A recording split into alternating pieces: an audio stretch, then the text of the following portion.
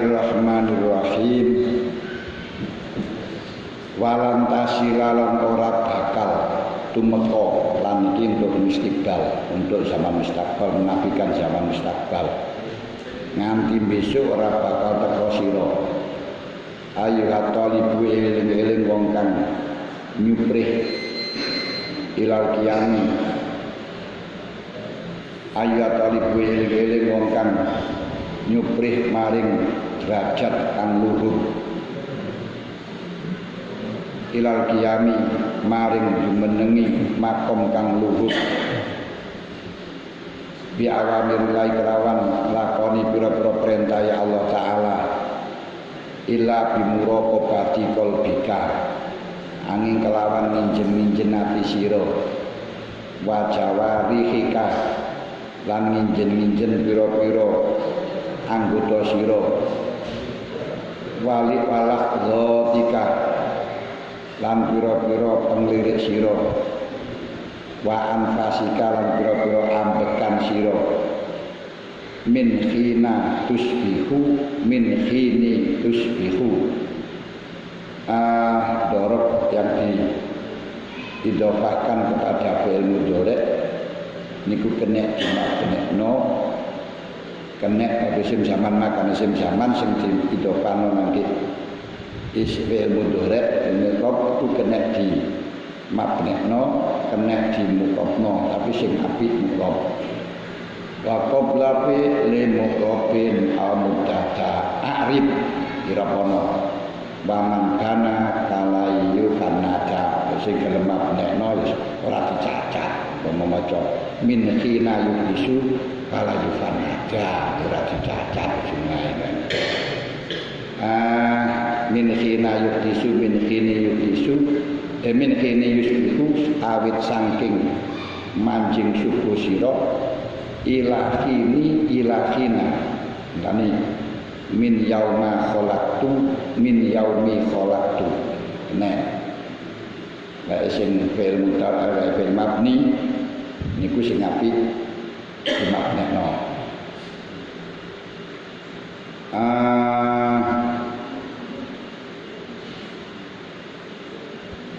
min kini yukti su ila kini yumtum situ kemarin mongsoni manjing suri siro titik dados tengriki diagalaken bahwa kitab yang kita kaji itu adalah Bidayatul Hidayah. Bidayatul Hidayah itu maknanya hidayah al-dhahir. Itu hidayatul hidayah itu adalah dhahirut taqwa. Batinul hidayah adalah batinut taqwa. Dhahirut taqwa niku terbagi menjadi dua. Pertama melakukan perintah, kedua menjauhi cegah. Di dhahirut taqwa niku artine takwa yang secara nyata, takwa yang secara kelihatan, takwa yang secara ketok tenang butuh kula panjenengan itu. Nglakoni salat karena perintah, nglakoni poso karena perintah, nglakoni ninggalno zina, ninggalno ngrasani krana dilarang iki ketok nyata. Niku zahir takwa, berarti takwa sing bangsa zahir. Dalem batin takwa niku takwa sing bodho batin niku sambungi ati dhateng ngarsa dalem Allah Subhanahu wa taala niku takwa batin. Lah sing dibahas wonten kitab kita niki mboten takwa batin, mboten batin takwa, dene panjenengan akan mengetahui batin takwa silakan nanti setelahnya khatam masalah zahir takwa diteruskan dalam kitab Ihya Ulumuddin. Nah, sing mriki dibahas hanya takwa sing zahir, takwane anggota panjenengan sedaya. Ya takwa sing hubungane sosial dan seterusnya sing ketok. Lah nomor 1 nglakoni perintah, nomor 2 ngedohi cegah. Perintah Gusti Allah kemarin disebut disebutkan ada dua, yaitu siji kewajiban, nomor loro kesunahan. Larangan Gusti Allah juga ada dua, satu haram, kedua makruh. Nah, kalau panjenengan ingin sampai pada batinut takwa, zahirut takwa harus diselesaikan dengan cara tobat dari larangan, dari sisi dimulai tobat sangka dosa gede.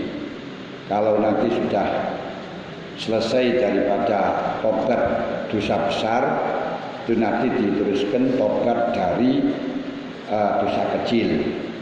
Kalau nanti sudah selesai tobat dari dosa kecil, tobat sangka barang-barang sing makruh, perintah-perintah Gusti Allah sing dimakruhaken. Kalau nanti sudah selesai tobat dari perkara makruh, yaiku tobat sangka khilaful aula. Nah, tobat sangka perkara sing enggak mulya, enggak utama. Nah, setelahnya itu baru ditobat atas perkara-perkara yang aku atas kerentek-kerentek sing saliyane pengiran. Nah, ini tobat sangka khilaful aula, terus tobat sangka melihat, merasa kita punya kebaikan. Kapan kita merasa punya kebaikan, itu harus ditobati. Kemudian tobat dari perasaan kita dianggap sebagai orang ahli ibadah, orang fakir zaman. Kemudian tobat dari merasa tobatnya sudah benar. Kalau kita tobat kemudian merasa tobatnya sudah benar, perlu ditobati lagi. Kemudian tobat dari segala kerentek-kerentek yang tidak diridhoi oleh Allah Ta'ala. Itu yang tingkatan lahir. Dari batin, yakni yang nihayah, tobat selama kita lupa dari melihat Allah Ta'ala, hanya sekedar torfata ainin, sakejape moto mawon, kita kok lupa, ini berarti harus tobat, harus menyesal. Makanya Ibnu Farid mengatakan, lau ro'atu siwallah fahakamtu birid jadi. Kalau saya bisa, lau khatartu bibali masyaallah, panahkumu birid jadi. Kalau saya sampai kerentek apa saja selain Allah, saya hukumi saya sudah murtad. Itu tobat yang batin atau istilahnya nihayatul hidayah atau batinut takwa. Nah, tengriki yang diatur, yang dijelaskan, yes paling dhuwur niku tobat sangka apa itu namanya kerentek-kerentek perkara sing gak diridhoi Allah Ta'ala. Itu bagus, walaupun belum bisa melihat segala perkara yang wujud ini adalah Allah Ta'ala, namun ya tetap kita bercita-cita sampai pada nihayatul hidayah. Cuman bahasanya nggak perlu dulu karena hidayah belum selesai. Kemudian di dalam melaksanakan perintah ini tidak mungkin panjenengan bisa laksanakan, atau walam tasila ayyatul ilal qiyam bi awamirillah. Panjenengan tidak akan pernah mendapatkan derajat melakukan perintahnya Allah Ta'ala, wayak nuru wayak aluna mayuk marun, seperti hanya malaikat selalu melakukan apa yang diperintahkan, kecuali dengan menjaga hati kita, menjaga anggota kita, menjaga penglihatan kita, menjaga napas kita dari subuh sampai sore. Menjaga dari apa? Kesimpulannya, kalau kita ingin bisa melaksanakan takwa, menjauhi larangan, harus menjaga anggota-anggota atau jalan-jalan yang menjadi jalannya maksiat, menjadi jalannya pelanggaran. Apa anggota-anggota yang menjadi jalannya pelanggaran? Di sini disebutkan oleh Imam Ghazali dalam kitab Minhajul Abidin itu disebutkan ada 5. Kalau kita sudah bisa menjaga 5 itu akan mendapat gelar muttaqin, sebagaimana yang telah didhawuhkan oleh Kanjeng Nabi Sallallahu Alaihi Wasallam dari hadis yang diriwayatkan oleh Ibnu Majah, diriwayatkan oleh Jabir, diriwayatkan oleh Imam Tirmidzi, riwayat Atiyah dengan hadis Hurib. Rasulullah mengatakan, la yaqulul abdu ayyakuna minal muttaqin hatta yata'a ma la ba'sa bihi hadaron mimma bihi ba'sun. Seseorang hamba tidak akan pernah mencapai derajat muttaqin, mendapat sertifikat muttaqin, mendapatkan gelar muttaqin, yaitu melakukan perintah, menjauhi cegah. Melakukan perintah diartikan yaitu dari takwa, batul takwa, kecuali bisa menjaga, menjauhi sesuatu yang tidak membahayakan karena khawatir terjadinya bahaya. Apa perkara yang tidak membahayakan tapi khawatir terjadinya bahaya? Imam Ghazali merumuskan itu ada 5 anggota. Walaupun nanti dalam Hidayah ini disebutkan ada 7, tapi dalam Minhajul Abidin diringkas sebenarnya 7 itu pun juga dari 5. Apa 5 itu? 1, menjaga penglihatan. Menjaga penglihatan. Sebab terjadinya maksiat itu karena kita melihat, kita mengetahui. Tidak mungkin ada orang maksiat kalau memang tidak tahu. Tidak mungkin meninggalkan, kalau orang itu meninggalkan melanggar kalau memang tidak ngerti. Karena adanya orang maksiat ini disebabkan cinta, disebabkan punya keinginan, disebabkan senang. Nggak mungkin orang itu maksiat tanpa didasari dengan senang. Senang disebabkan dengan tahu. Mengetahui ini disebabkan 1 karena melihat. Karena melihat.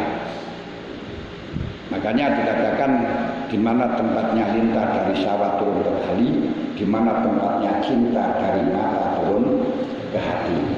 Nah, mata ini yang paling membahayakan, yang paling sensitif.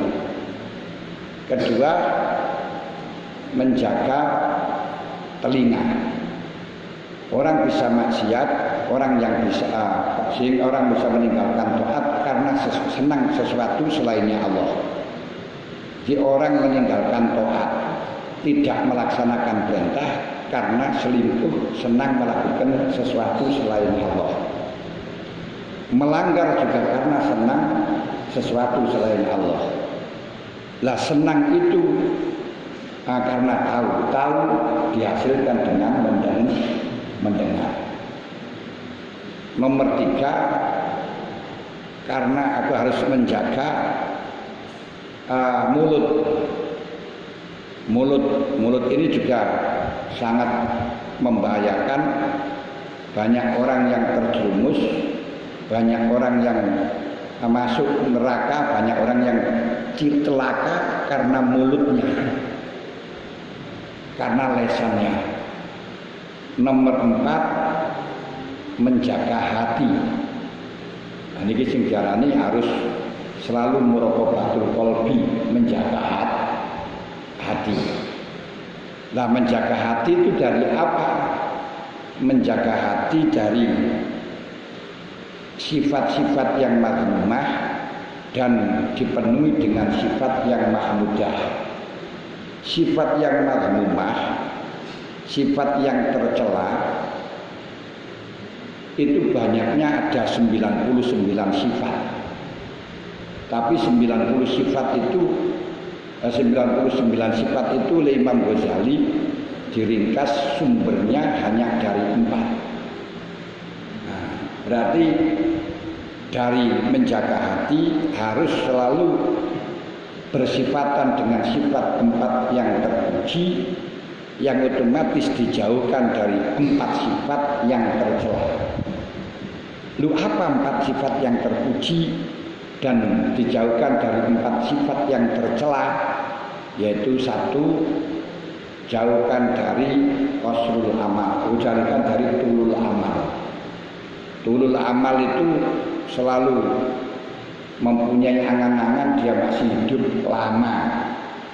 Nah, selalu punya angan-angan kalau dia itu akan mati, yang sehingga nanti konsekuensinya hubud dunia, konsekuensinya menunda-nunda amal dan sebagainya, karena masih punya anggapan kalau dia akan hidup lagi, akan hidup masih lama lagi.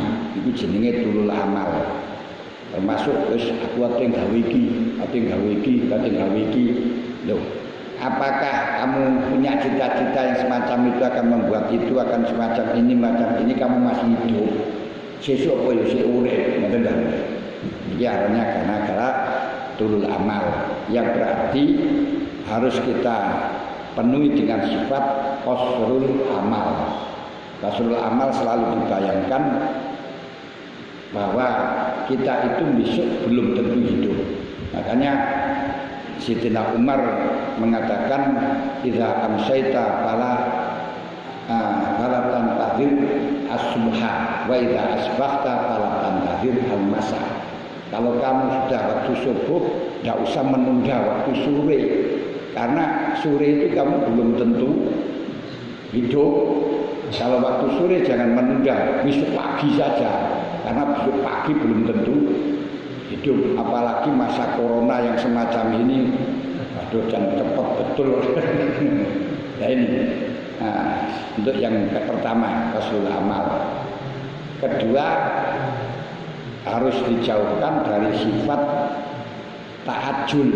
Ta'ajjul itu tergesa-gesa atau bisa dikatakan ceroboh, selalu cepat memberi keputusan tanpa mempertimbangkan maslahat dan tidaknya. Belum jelas itu maslahat, belum jelas tidaknya, langsung diberi keputusan. Ini jenenge ta'ajjul, yang berarti harus ta'ani. Ta'ani itu tasabut.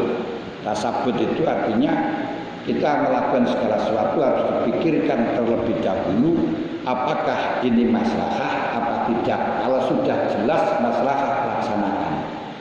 Ini terutama ketika kita waktu berbicara, waktu marah, ini biasanya ta'ajjul. Ta'ajjul kita bergesa-gesa, berkomentar, mengatakan segala sesuatu yang akhirnya menyesal. Makanya dengan sifat ta'ajjul itulah Rasulullah mengatakan tafakkar qabla an ta'zir. Mikiro, angen-angenno sebelum kamu terjerumus dalam kesalahan, terjerumus dalam dosa. Kalau kita gambarkan yang paling enak, ta'ani dengan ta'ajjul itu, kalau panjenengan katene nyelip, katene balap, kendaraan akan balap, jangan sampai kita laksanakan sebelum jelas di depannya itu betul-betul kosong. Kalau belum betul-betul kosong, lampu sampai balap, niki namanya ta'ajjul, belum tasabut, gitu kan. Kita menerima tawaran apapun belum jelas, spekulasi, masih iya, masih bagus dan tidaknya belum jelas, kok sampai menerima, ini namanya ta'ajjul. Tapi kita tenang-tenang, ta'ani, pelan-pelan, setelahnya positif, bagusnya, itu baru kita pandang. Dalam segala apapun semacam itu. Makanya dari sini kita tidak perlu mentargetkan saya harus mendapatkan dia, karena mendapatkan dia itu belum tentu maslahah. Jadi carilah yang betul-betul maslahah. Lagi nih. Nah, ini jenenge aku nama ta'ani. Ta'ajul, semua ujlah, semua tergesa-gesa itu perbuatan setan, kecuali 5 hal. Ini yang perlu kita ta'ajul. Pertama, menghormati tamu, itu harus ta'ajul. Susu-susu cepat-cepat. Kedua, berangkatkan jenazah, tidak usah ditunda-tunda.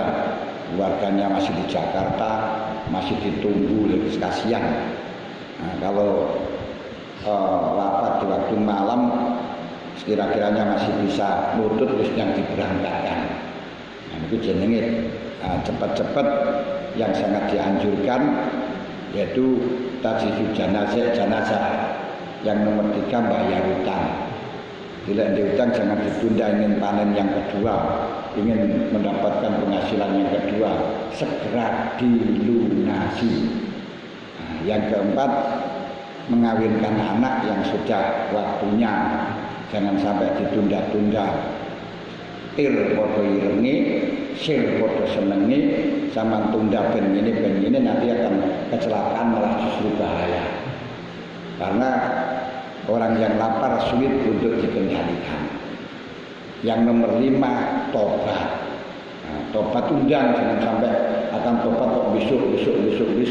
Artinya ngaji kok sesuk ae. Jadi namanya orang kumprung. Orang kumprung itu orang yang rusak akali. Makanya Syekh Athaillah mengatakan ikhlaqul a'mal ala wujudil faragh min raunatin nafsi. Kamu menunda untuk program melakukan sesuatu, masih menunggu sempat, masih menunggu kober. Ini namanya raunatin nafsi, wong sing mendu, orang yang akalnya rusak. Kenapa? Karena belum sempat, kadang kita sudah ketekanan malaikat. Nah, yaitu dijak berangkat saiki sore sambat. Kadang tidak segera ketekanan malaikat, sudah selesai tapi ada kesibukan lain, ada kesibukan yang lebih dari kesibukan terus. Makanya dikatakan oleh Al-Quran, alhaakumut takatsur hatta zurtumul maqabir. Jangan tunda-tunda untuk bertobat.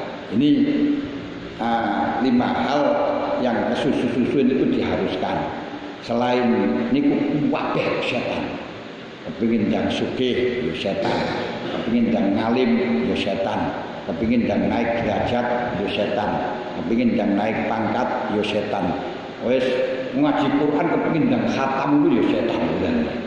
Nah, itu bujane setan semuanya. Sapa wae. Jadi selain 5 itu setan kabeh. Salat kepingin dan mari ya setan bulannya. Nah, lalu bagaimana? Ya sudah, kalau kita untuk melakukan perintah pangeran ya kita tenang-tenang, ta'an itu yang tasabut yang jelas. Jadi dalam hal ini seperti sholat, misalnya sholat tarawih, sampean sholat tarawih hanya bisa 8 rakaat, tapi bisa sempurna, itu lebih baik daripada 20 rakaat tapi gak sempurna. Nah, maca Allahu Akbar selami. Ya itu di rumah dhewe ya, didengarkan sendiri saja enggak jelas, apalagi dengarkan orang lain. Malaikat juga enggak jelas, mungkin deleming apa piye kayane. Itu yang ta'ani, yang tasabut. Nah, dalam tasbih subhana rabbiyal azim wa bihamdi, subhana rabbiyal azim wa bihamdi, subhana rabbiyal azim wa bihamdi. Kalau sampean kesulitan sebenarnya itu setan kabeh. Dikaidahi gampang. Al ujratu kulluha minasyaiton ilal khamsah. Semua kesulitan setan kecuali 5 iman. Nah, di salat kepundang mari blok ya setan. Maca Quran kepindah khatam langsung. Yang ini kemang. Ini kalau kita baru betul dengan jalan menarik dengan selama mereka kami begitu dan apa tadi? Ya punya ajaran mungkin ya. Sing jelas. Nah, sing jelas ya jelas maca Quran itu lho. Nah, alif lam mim tanzilul kitab dzalikal kitab la raiba fihi hudan lil muttaqin alladzina yu'minuna bil ghaibi. Jelas ngaji to ngene kan. Iki demen ngenten kan. Wis gara-garane pun panjenengan biasaken ngoten lho. Nah, ruku tasbih zikir la ilaha illallah la ilaha illallah iki nek dindulu wong piye ngoten kan. Illallah. Dan itu dalam sisi lafadznya enggak dapat pahala, artinya enggak hadir ya wis kopong dipaling oleh niat itu. Kenapa kok lafadznya enggak ada pahala? Lafadznya itu bukan zikir loh. Jadi kok ya zikir nih? Apa kalimat thayyibah ngoten. La ilaha illallah la yang sanallah niku lafadz apa ngoten. Ya subhanallah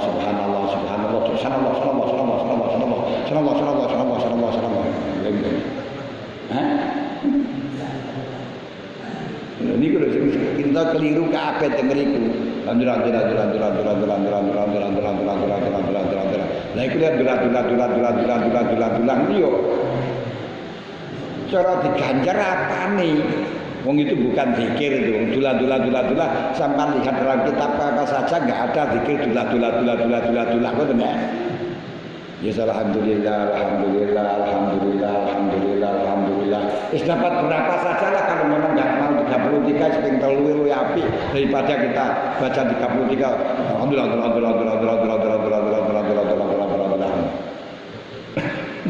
Al-unjilatu minas syaitan. Ini yang kedua. Yang ketiga, kita harus bersifatan dengan nasihat. Nasihat itu selalu mengendaki baik kepada orang lain. Bagaimana orang lain itu sukses, bagaimana orang lain itu selamat, bagaimana orang lain itu tidak celaka, bagaimana orang lain itu menjadi baik. Itu loh sing dikenaki nasihat. Nasihat pada apa? Lillah wali rasulihi wali a'immatil muslimin. Bagaimana imam kita, pemerintah kita menjadi baik, jangan malah diprovokasi supaya pemerintahan jatuh. Kita punya pimpinan ranting, bagaimana pimpinan ranting itu menjadi baik, ranting itu menjadi baik. Jangan biar hancur, nanti biar saya yang menjadi. Lah ini jenenge hasud. Hasud berarti harus bersifatan dengan nasihat, menjauhi dari sifat hasud.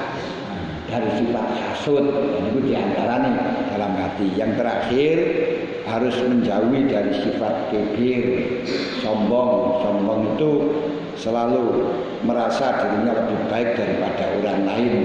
Itu namanya sombong.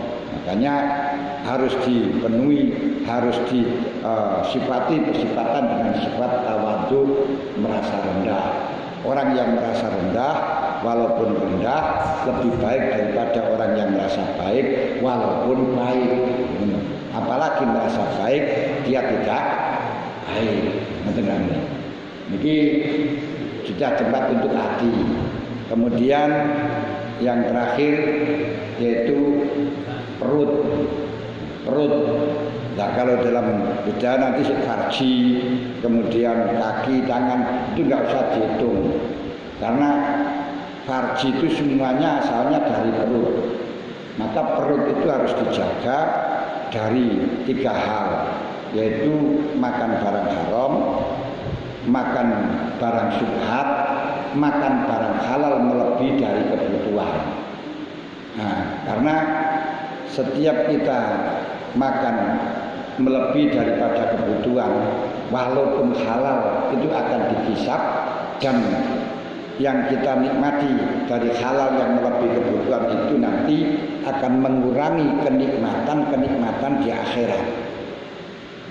Jadi panjenengan melaksanakan mangan sing enak-enak nang dunya sampai berlebihan itu nanti akan mengurangi kenikmatan di akhirat.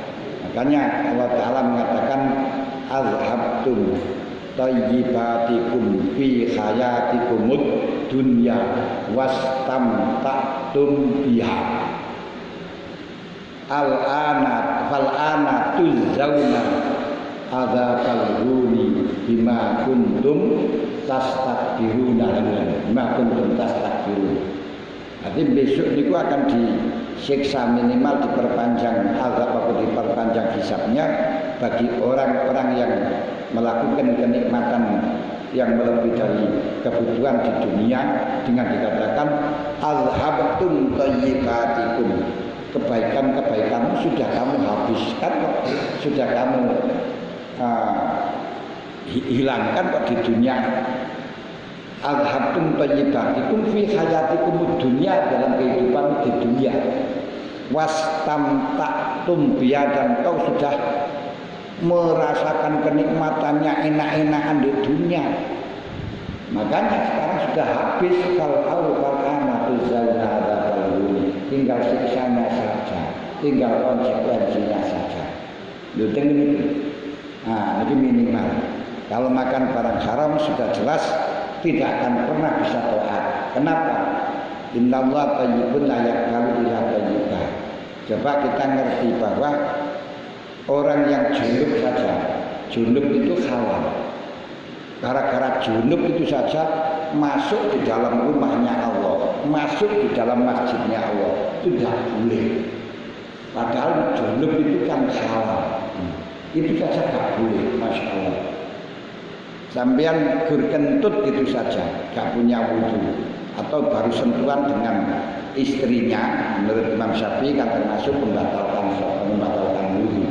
Itu saja pegang kitabnya saja nggak boleh, pegang kitabnya saja nggak boleh. Lu apalagi sampai makan barang haram, makan barang syubhat, tidak bisa. Dan lah inilah dari Imam Ghazali langsung tegas, tidak akan pernah, tidak akan. Lam itu berarti untuk zaman mustakbal, menafikan zaman mustakbal yang maknanya nganti besok kamu tidak akan pernah konsis melakukan perintah sebelum kamu menjaga anggota-anggota hati. Makanya Ibnu Mas'ud mengatakan idza asraha rajul qalatil aqdo lilisanihi, di dalam masalah lisan. Dalam masalah lisan Ibnu Mas'ud mengatakan setiap subuh semua anggota itu demo kepada hak lisan dengan mengatakan ya lisan istaqim, jujurlah kamu. Wa in istaqamta istaqamna wa in wajasta wajadna. Kalau kamu jujur, kamu istiqomah, saya juga bisa istiqomah. Tapi kalau kamu sampai menclek, semuanya anggota akan menclek. Dari pengertian ini menurut Ibnu Malik bin Dinar, menurut Imam Ghazali bertendensi dengan daunnya Malik bin Dinar bahwa orang-orang yang mengatakan sesuatu yang tidak ada manfaatnya ini akan berpengaruh di dalam kemampuan untuk melaksanakan doa. Ini sesuai dengan apa yang dikatakan oleh Malik bin Dinar, idza qasal qalbu wa fatarul badan wa dayaqa rizqu la allahu yatakallamu bima ya'nihi. Kalau ada seseorang mengalami badannya lemes, hatinya keras kepala. Kalau hatinya atas untuk bahasa Indonesia berani keras kepala. Masalahnya orang mikir itu tidak cara bahasa Indonesia dengan pakai kepala. Makanya kalau betul-betul hafal dirani luar kepala. Tapi kalau di dalam agama mikir itu dengan hati. Makanya walaqad darat lari jahannam makasira minal jinni wal ins lahum qulubun la yafqahun, bukan lahum ru'usun la yafqahun, kepala yang tidak mikir enggak, tapi lahum qulubun la yafqahun. Oleh karenanya ketika orang itu betul-betul hafal itu tidak dikatakan luar kepala, tapi luar hati, andorikol bil luar hati. Oleh karenanya ketika mokong sulit untuk menerima mauidhah, sulit untuk menerima saran, itu namanya qaswatul qalbi, keras hati ini. Tapi kalau diterjemah dengan bahasa Indonesia itu keras kepala. Karena pikirannya seperti keras kepala, mokong gitu. Nah, nomor 3 kok terus rezekine seret, ketahuilah dia baru melakukan, baru mengatakan perkara yang tidak ada manfaatnya. Ini berarti menunjukkan perkataan, perbuatan, hal-hal yang tidak ada manfaatnya, baik itu dari lisan, baik itu dari telinga, baik itu dari mata, akan berakibat dia keras kepala. Kedua, malas ibadah. Ketiga, akan sulit di dalam rezekinya, seret di dalam rezekinya.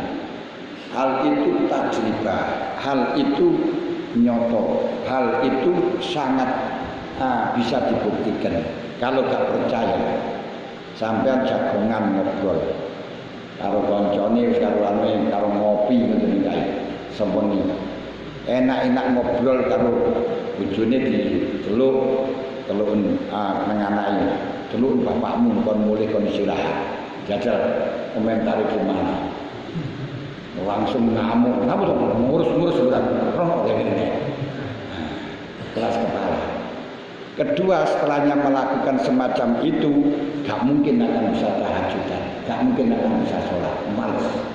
Andai kata dipaksakan, gak bisa konek. Ketiga, kalau sudah tidak bisa melaksanakan, kalau di situ sudah tidak ibadah, kemudian ngobrol terus sampai pagi, paginya tidur. Kalau sudah paginya tidur, teman-teman bekerja, mendapatkan rezeki, dia tidak dapat rezeki, akhirnya syarat.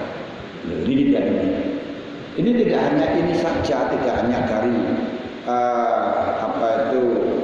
kalau tadi itu lesan, tidak dari lesan saja. Meripat, buktikan sampai delok TV pemane final, seni final, baik itu internasional, dunia atau apa itu namanya nasional, itu saja. Sama delok bal bemi melek. Ketika enak-enak delok bal pemane karo kancane ini kae celuken.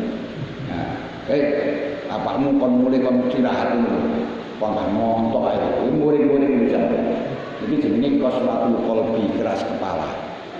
Dan setelahnya muring-muring niku mangke, setelahnya delok bal, kon mulai terus kon tahajud, setelah demi Allah gak bisa.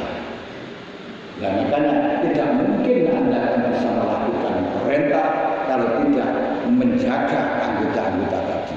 Imam Ghazali simpel betul. Ini dalam semacam ini sudah dianalisis dengan berbagai macam dalil, diramu dengan beberapa dalil. Itu di dalam mata. Mu telinga ya ngono ngomong musik dan sebagainya, sama saja. Ketika melakukan perkara-perkara yang tidak ada manfaatnya, hati juga gitu. Makanya Syekh Syarqawi di dalam kitab Minakusan yang mengatakan yang bagi liman sakila alaihi yamulail wa tarodafa alaihi kaslu ayyufattisa nafsahu. Kalau ada orang berat untuk bangun malam dan terus menerus malas, terus menerus kaslu itu kesel. Nah, kaselan kan kesel, terus menerus kesel. Tapi lagi jak ndelok TV melek, jak jagongan melek, dijak ngaji kesel. Kalau ada orang terus-terusan seperti ini, faruba mayakunu dzalika min wuqu'il ma'asi al-batinah. Mungkin ini maksiat.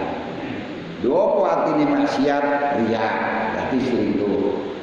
Wong riya itu wong selingkuh karena ibadah yang semestinya diperuntukkan Allah tapi diperuntukkan selainnya Allah, itu selingkuh. Nah, kalau selingkuh oleh Allah akan diundurkan, tidak akan diundang, tidak akan dipanggil, akan dibuat. Kibir, merasa besar. merasa lebih mulia daripada orang lain. Siapa yang kibir akan dimasukkan jahanam yang sehingga tidak bisa ibadah. Kenapa? Allah Ta'ala bukan Allah Ta'ala dalam hadis qudsi mengatakan al-kibriya'u ridai wal azamatu ya al-kibriya'u izari wal azamatu ridai. Sombong itu adalah saya, ujarku, sedangkan keagungan itu adalah selendangku. Faman nasa'a wahidan minhuma al-qatunna. Kalau siapa saja merebut salah satunya, saya masukkan al-qatul jahannam, akan saya masukkan dalam jahannam. Yang sehingga ketika sombong, akhirnya sinyalnya ini sinyal yang hanya untuk melakukan perkara yang bisa masuk ke neraka, tidak bisa untuk melakukan ibadah. Makanya ketika sombong itu berakibat tidak bisa bangun malam, termasuk ujub. Kalau sombong itu merasa lebih baik daripada orang lain, walaupun kadang tidak punya kebaikan. Kalau ujub itu membanggakan diri, itu heran dengan diri sendiri. Jadi kalau kibir nggak bisa dilakukan kecuali dengan orang lain, tapi kalau ujub sendiri saja bisa. Hasud, jadi tidak nasihat. Makrun, merekayasa, cinta dipuji, cinta dunia dan lain sebagainya. Ini mengakibatkan berat untuk melakukan doa, nggak bisa untuk melaksanakan doa. Makanya Syekh Abu Qasim Al-Qusairi mengatakan ashabul kasri alladzina robatul haqqu musakkilati agamakum musakkilatil khillah fakhtaro lahu al-bu'da anhu wa akharahu an mahallil qurbi. Syekh Abu Qasim Al-Qusairi dalam kitab Risalatul Qusairiyah mengatakan, manakala seseorang itu males, yaitu ashabul kasri golongan wong kesel-kesel itu. Nah, wong kesel-kesel ingin ibadah tapi tidak mendapatkan pertolongan ibadah, ingin sedekah tidak mendapatkan pertolongan sedekah, ingin apa saja tapi tidak mendapat pertolongan, ingin sholat tidak dapat pertolongan, hanya keinginan-keinginan saja. Ini disebabkan oleh Allah diikat kakinya dengan khidlan, dibandoli dengan khidlan. Apa khidlan? Khidlan itu diasor.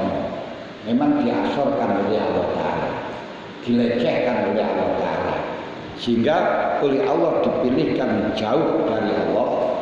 Faktaro lahu al-buda'an, dipilihkan untuk jauh dari Allah. Wa akharahum an mahallil qurbi, dan diusir, dindurno dari panggonan tempat mendekatkan diri kepada Allah. Kenapa kok tidak kok diasor oleh Allah Ta'ala, yang sehingga unasibu man ahwaitu walakin makhtiyali bisu'i ra'yil mawali. Di dalam syair dikatakan, saya sangat rindu untuk mendapatkan orang yang aku cintai, tapi tidak punya daya untuk mendapatkan, disebabkan pengaturan yang jelek kepadaku, atau juragan-juragan yang memimpinku jelek. Memimpin jelek itu yaitu karena menjuragankan, mentuhankan barang-barang jelek, termasuk mentuhankan syahwat, mentuhankan nafsu, mentuhankan setan. Inilah yang bisa berakibat dia menginginkan sesuatu tapi tidak punya daya. Niki sing didhawuhna Allah, afara'aita man ittakhadha ilahahu hawa. Apa kamu tidak tahu orang yang mentuhankan nafsunya, dia ingin melakukan kebaikan tapi tidak mampu untuk melakukan kebaikan karena disetir oleh nafsu itu sendiri. Ini yang namanya diusir karo pangeran, dijauhkan oleh Allah. Kenapa kok dijauhkan oleh Allah? Kudu diteliti. Kenapa saya kok tidak didekatkan oleh Allah? Padahal saya cinta kepada Allah, saya suka kepada Allah. Unasibu man ahwaitu. Saya rindu untuk mendapatkan orang yang aku cintai. Tapi oleh Allah kok malah dijauhkan. Harus diteliti adanya dijauhkan oleh Allah pasti karena salah kepada Allah. Karena orang salah nang pangeran. Lu opo salah nang pangeran? Lah salah nang pangeran ini bisa juga karena selingkuh. Bisa dikatakan selingkuhnya bisa kelihatan penghasilan tidak yang diberikan itu enggak sama dengan dengan penghasilan yang semestinya. Ini mesti selingkuh. Contohnya, wong iki sugih, mesti zakate sakmene, sedekah sakmene. Sing disetor kok mek sak titik, ini berarti dibuat kemana, dibawa kemana? Dikekno sapa? Lek dikekno sapa, berarti ini ada selingkuhan. Ada selingkuhan siapa? Ada yang dicintai selain Allah. Ini mesti ini jatah lek kowe duwe penghasilan segitu, zakate sakmene, sedekah sakmene. Kok enggak kamu berikan? Berarti kamu selingkuh. Selingkuhnya apa? Kau berikan untuk membeli mobil, kau belikan untuk beli ini. Berarti kamu ada yang kau cintai kepada selain Allah, yaitu nuruti kepingin, nuruti nafsu. Kalau sudah menuruti nafsu semacam ini, konangan itu selingkuh. Ketika selingkuh, walaupun kau ngaku cinta, kamu akan ditolak, kamu akan dijauhkan, nggak direken. Jangankan Allah nang bojoe ngono kok. Dijajal koyone waket sing dikene sing ada sedikit nang di masjid ini. Jajal dikata apa dikata apa. Baru dikata. Nah ini akan ditinggal oleh bojo saya. Diuring-uring wis moh. Masih jago sepuluh semua moh. Lah aku cinta, masih cinta moh. Makane sampean selingkuh. Lah ini ana asna syuraka katanya Allah, saya paling tidak membutuhkan orang yang mensekutukan saya, orang yang selingkuh saya. Makanya idza usyrika bi, kalau saya berselingkuh fa itu man asyrafani, maka saya berikan fa itu syariki, saya berikan kepada yang selingkuhan saja. Wis gampangan wayahe iki wong iki nganggo wayahe nang masjid. Kok dia selingkuh sik seneng terus penggawean. Kalau Gusti Allah katakan nyambut gawe wis ora satu orang masjid, perasaan orang. Terus kalau yang berkali ini bagian ini loh gara-gara panjenengan nuruti keselingkuhan. Nah, kalau sampai panjenengan wayahe apa itu namanya ngaji, wayahe jamaah, kok terus panjenengan gandang kok terus selingkuh sih kepingin terus lagi akhirnya kalau saya terus nokai orang sambil tak dipanggil dari pengeran. Ini kenapa kok panjenengan selingkuh ini? Gusti Allah betul-betul kali yang selingkuh. Berarti kenapa kok selingkuh? Setiap orang-orang yang mempunyai keinginan cocok karo nafsu, menuruti nafsu itu berarti masuk di dalam jurangnya setan, masuk di dalam lembahnya setan. Yang mestinya setan itu tidak akan pernah mampu untuk menggoda manusia.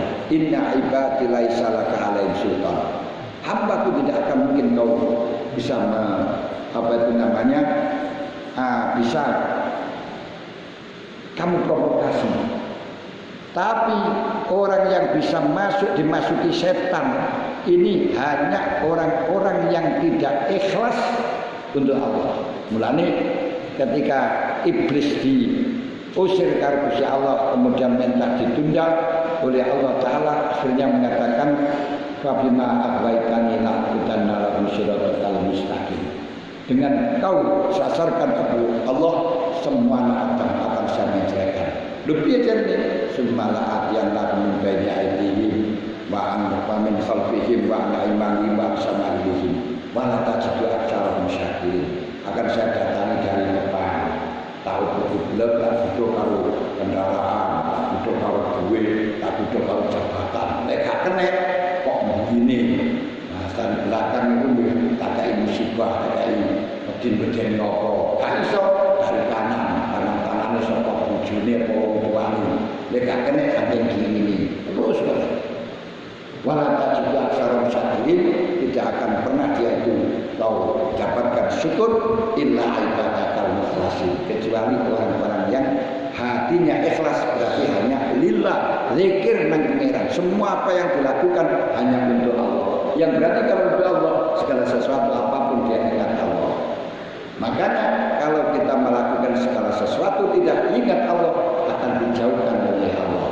Wa may ya'shu 'an dzikrir rahmani nuqayyid lahu syaitanan fa huwa lahu qarin. Wa may ya'shu 'an dzikrir rahman, siapa melakukan apapun kok berpaling iling pengiran, berarti iling sakjane pengiran kepingin ini nuqayyid lahu syaitanan, tak gandeng karo setan. Fa huwa lahu qarin, iki gandeng karo setan. Jadi provokator wis gandeng karo. Ini kenapa? Karena tidak ikhlas untuk Allah.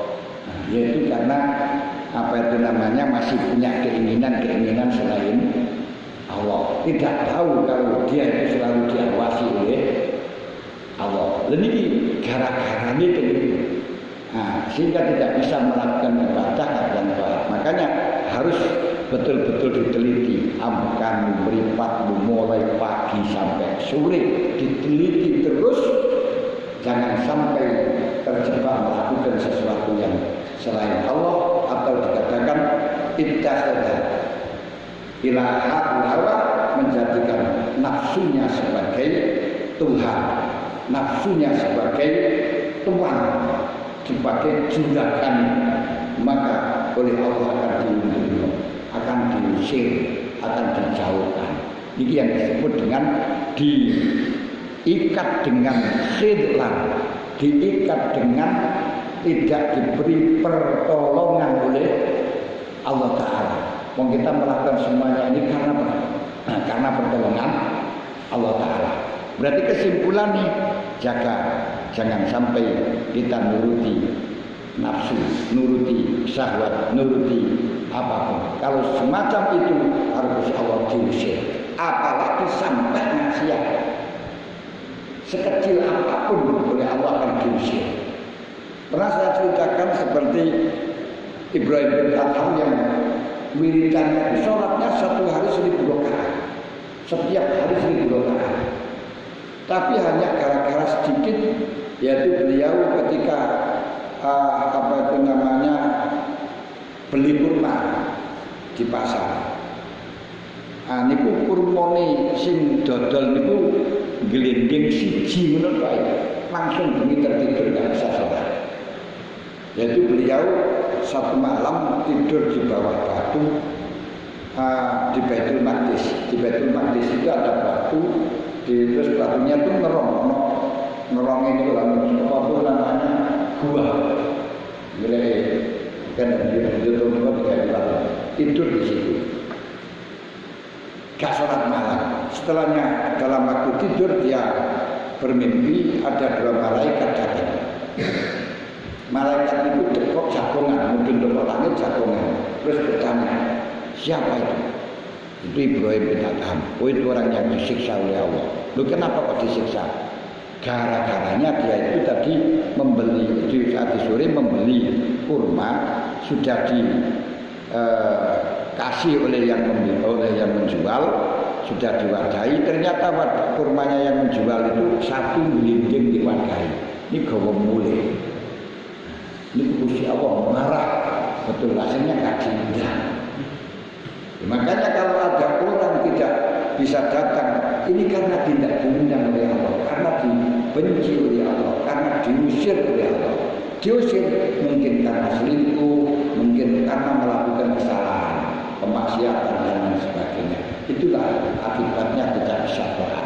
Makanya Imam Ghazali tegas, tidak mungkin kau bisa sampai pada derajat luhur melakukan perintah kecuali dengan menjaga beberapa hatimu, jaga hati sampai komando. Nah, jaga hati, jaga anggotanya. Mulai kapan? Mulai bangun sampai tidur. Ngoten ya. Mulai bangun sampai tidur dan ini diarani min khina tusbihu ila khini tumsi. Min khina tusbihu ila khina tumsi.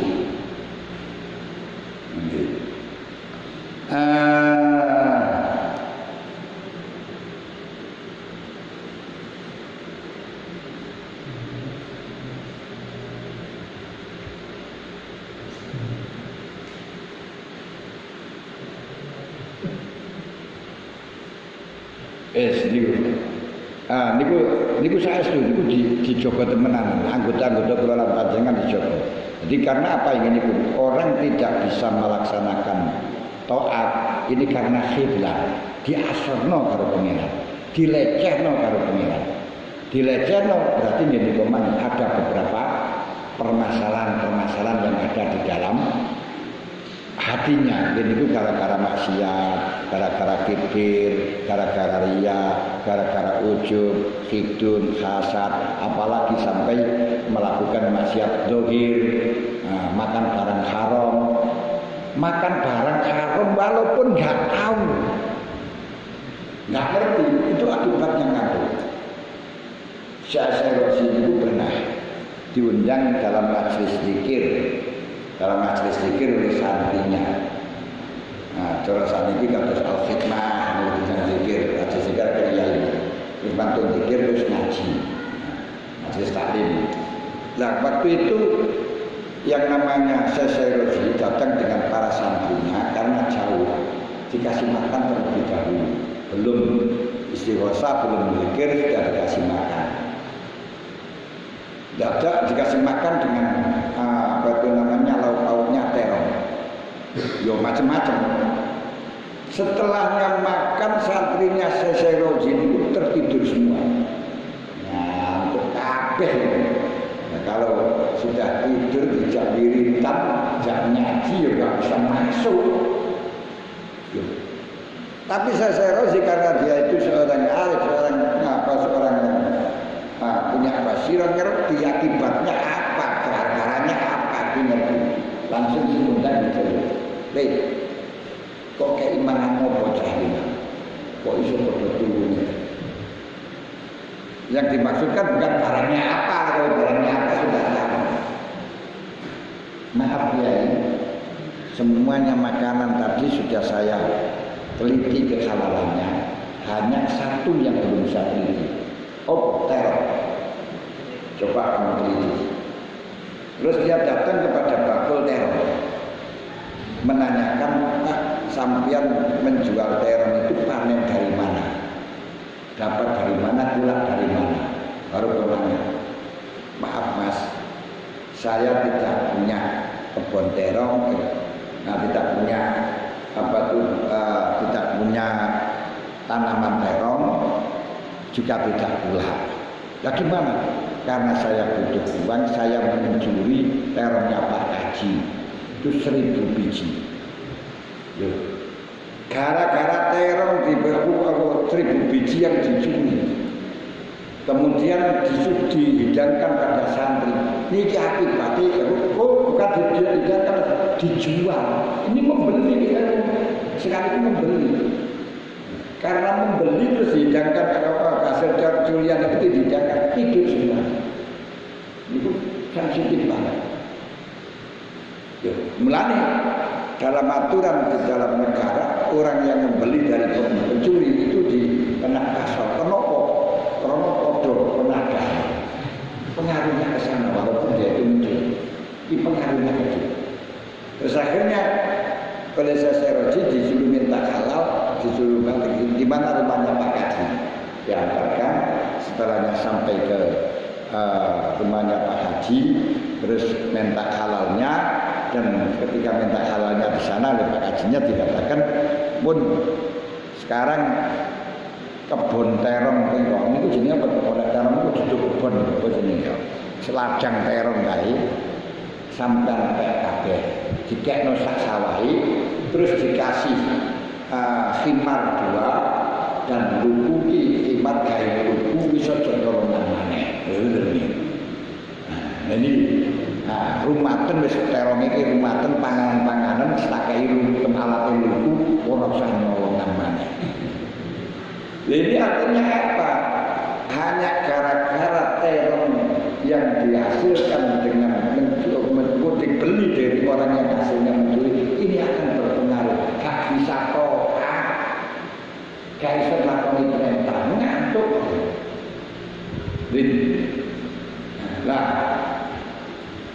karena dengan tidak bisa semacam itu, walaupun untuk membeli, tapi kalau dari orang yang tidak beres ini akan berpengaruh.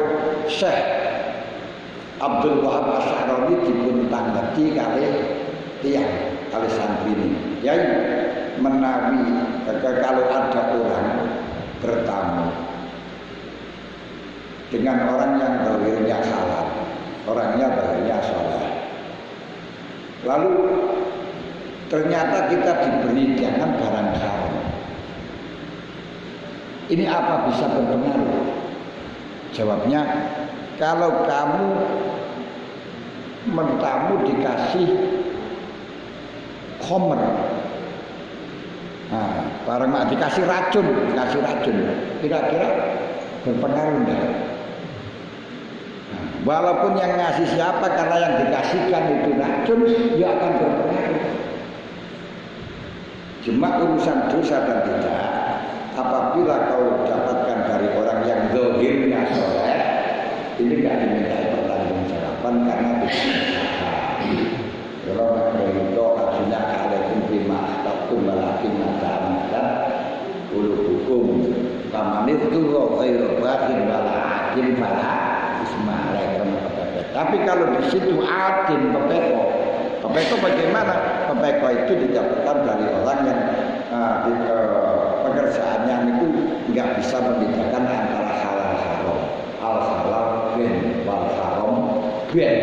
Inilah nanti akan dimintai pertanggungjawaban. Makanya di dalam urusan makan harus berhati-hati, dalam berbicara harus berhati-hati, kuping mendengarkan juga harus berhati-hati. Gara-gara rasanya itu nggak bisa dengan besar saja, harus dengan telinga. Ini juga akan berpengaruh, tidak mampu melaksanakan to'at. Masya Allah. Ini kabeh melakukan apapun juga tidak akan berpengaruh, tidak bisa to'at. Mulanya itu fa'lam annallahu mutawallin. Fa'lam berwasiro. Fa'lam berwasiro.